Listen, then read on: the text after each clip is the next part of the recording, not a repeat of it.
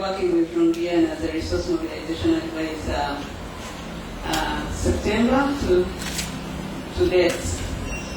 So I'm going to present to you some of the issues that I've been working on. I specifically involved the resource mobilization plan, and where I had to develop work plans for each strategy that was identified and identify an implementable strategy.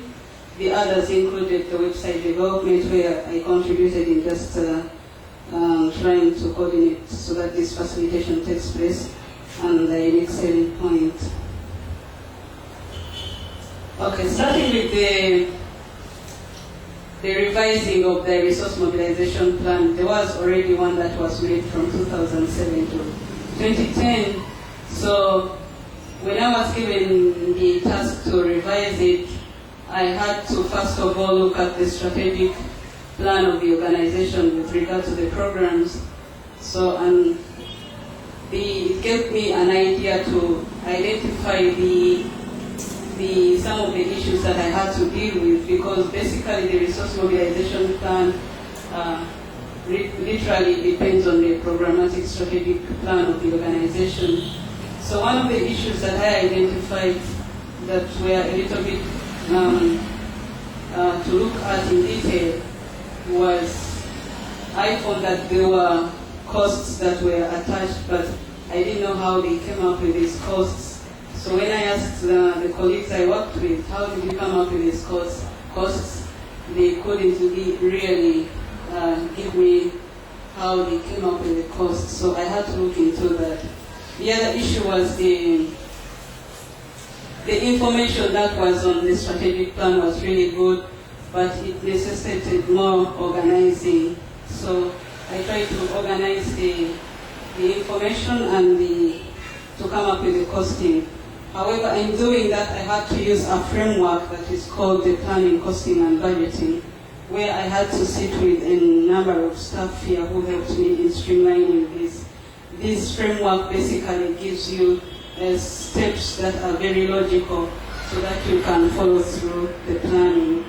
It basically gives you the goals, the objectives, the strategies you're going to use, the actions and the inputs, from where you can continue to cost and then determine the financial gap.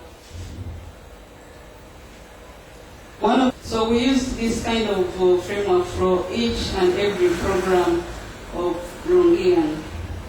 And from the activities, then we drew the inputs, and then we costed and came up with the financial gap, which I may not go into detail, but just to give a summary.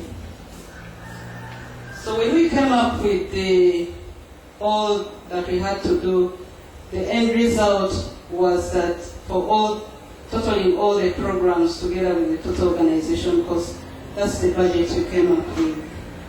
However, this is something which I realized was so big, and I was talking to my colleagues, we really need to go back and look into the costing so that we may come up with a very realistic budget.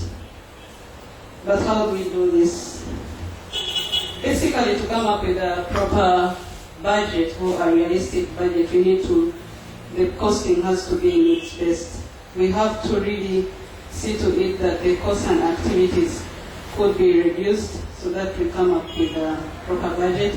And the way of doing this basically could be about in three categories we can do this. One, you can look at the activities and the inputs and the costs and see whether there is a cheaper way of carrying out the tasks without reducing the quality of the results. We may say that if we are doing community consultations, we can as well do the screening and selections at the same time. That can enable us to reduce on the costs. The other option could be looking at the entire goals, objectives, strategies, and the activities. This you may call on reducing some of them or need to eliminate completely one of them. However, this should be done with caution, because if you remove maybe one of the strategies or activities, it may tamper in achieving the goal that you had planned. So the other task was to do the action planning for resource mobilization. And this is just a summary that we came up with of the strategies that may be used. One of them is the donor intelligence search. Apparently, Stephanie had helped so much in coming up with a database of donors, and which could be key and of help to look into again, so that within the planning that we had, you can properly match the donors to the funding gap. The second one is collaborating with potential donors, providers for both technical and financial assistance. I've already seen Pauline talking to some resource providers like the Junior Demand Volunteers for technical assistance. So even others can be talked to for financial assistance. The other one is also to use the relationships to or contacts to broker linkages to potential resource providers. This is where I think personally that the members we have here, we have members who are professionals, and they are so much interlinked within other issues that they do. So we can use their relationships to help us broker linkages and bring in resources to the organization. We also thought of the partnership development.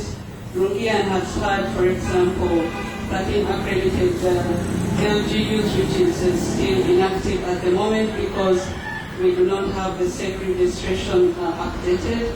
And I think now they are doing the financial report, which is soon to be cleared. And if we have this prioritized and done, then we can proceed to process the accreditation forms to the LGUs that we really wanted to be partners with. So the mechanisms involved meeting donors face-to-face for consultations and negotiate budgetary contributions, proposal writing, lobby for partnerships, and fundraising activities. So in the process, we had to identify with the colleagues I was working with what they think would be the appropriate strategy. And Turungian fundraising campaign is the appropriate strategy that can bring in resources in the organization. And within the fundraising campaign, there are a number of activities. We have the Sankai Han Rungian, the Friends of Rungian, mobilizing the Filipino diaspora, the membership subscription, mobilizing the UPR Rungian. This one basically is the 30 to 30 campaign, and when I computed, if we do the 30 to 30 campaign, we have the 700 alumni. Each one would be able to contribute 900 pesos per year. So if the 700 can be able to come up with 900 pesos per year, then what we have in a year would be 630 pesos, which is really, I think, would be a good income to the organization if it's put into practice. The other one is corruption, and then the Sumpai Sankai. One of the issues I have here in the fundraising activities is the issue of planning. In my observation, I realized that the planning is always done a few weeks prior to the event, and I would think there is need for ample time for preparations for this, because then it will give greater impact in achieving the goal. So the identified activity within the campaign, the fundraising campaign, was the raffle draw, and I think it's taking on from this month or next month for 3 months.